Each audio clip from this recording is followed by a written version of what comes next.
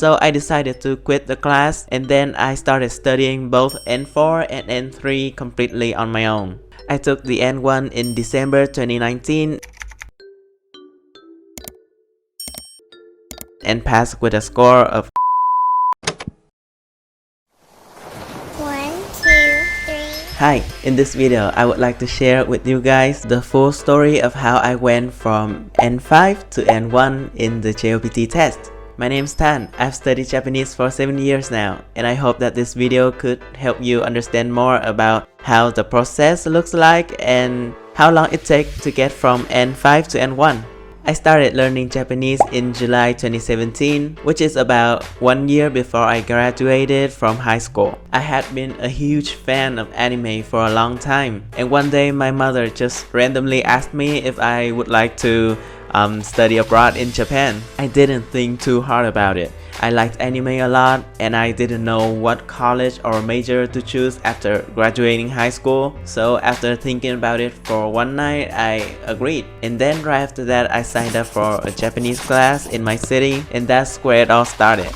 The first book I used was Mina no Nihongo 1, which is for the N5 class. The book has 25 lessons, and after about like 3 months, we got to around like lesson 8 or lesson 9. But I felt like I didn't have that much time to study N5 because I really wanted to take the test in December 2017. Because the pace was kinda slow for me, so I asked my teacher to teach me one-on-one. And after 1 month studying with my teacher alone, I finished the whole book and I did some mock tests online, and finally I went for the JLPT N5 test. I passed with a score of 155.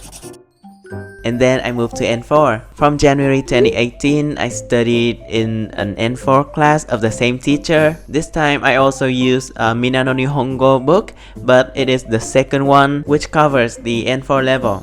But after 1 month, again, I felt like the pace was too slow for me, so I decided to quit the class, and then I started studying both N4 and N3 completely on my own. For N4, I used, well, as I said earlier, the second part of the Mina no Nihongo book, and for N3, I used Try. I don't know how it is for you guys, but for me, all of these Japanese textbooks are super detailed. Sometimes just one good book is enough for you to pass the JLPT completely, as long as you really go through everything carefully.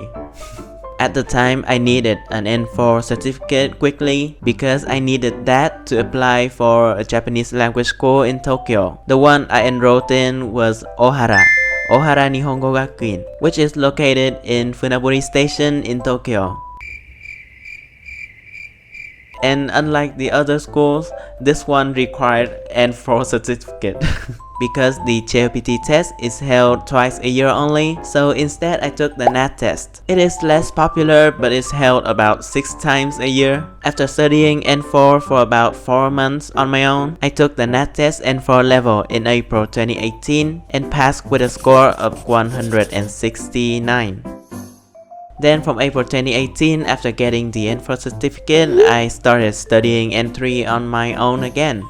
The reason why I chose Try as a book for N3 was because it really fits how my brain works. I have always believed that when we study a new language, grammar should be the core. Vocabulary, pronunciation, listening, reading, etc. those things should just come after and spin around the grammar. For me, it makes sense to focus on grammar first and then pick up the kanji and vocabulary along the way, and then memorize them by combining and use them with the grammar. For N3, I didn't take any tests because I finished the book right before flying to Japan, and even if I had taken a test in my country, the result and the N3 certificate wouldn't have arrived in time. I came to Japan at the end of September 2018, so that means I spent like 6 months for the N3 level.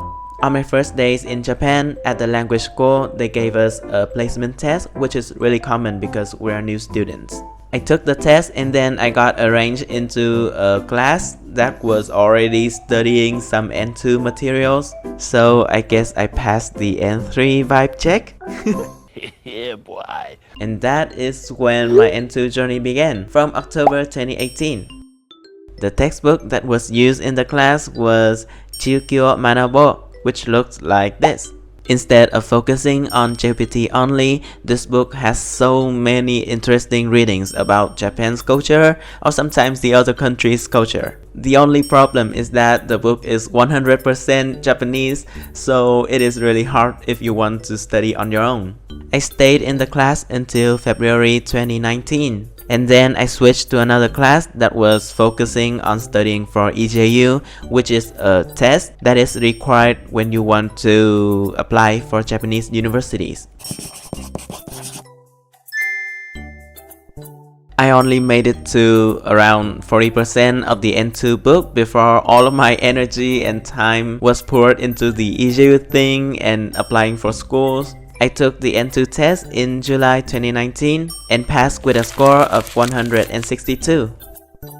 To be honest, studying for EJU and the university exam was so much harder than JLPT. It was like 2 or 3 times harder than the JLPT itself. So even though I didn't study with any N2 books, when I took the N2 test, it felt way easier than what I expected.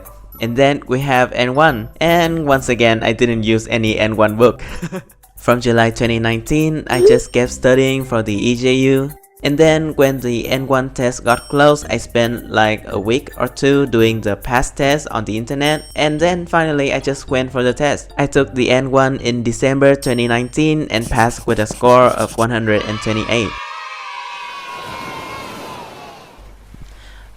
So yeah, that's the whole story of me getting from N5 to N1. It took me about 2 years and a half. I don't know if that is long or short to you, but for me, it is really fast compared to the other people around me. And it's not because I'm a genius or anything. Those 2.5 years were probably the most productive time in my life in terms of studying. And one thing you may have noticed is that I did a lot of JLPT tests from the past before going for the actual test. I don't know if it is legal for me to say this, but actually you can search for all of the JLPT tests from the past just by searching on the internet.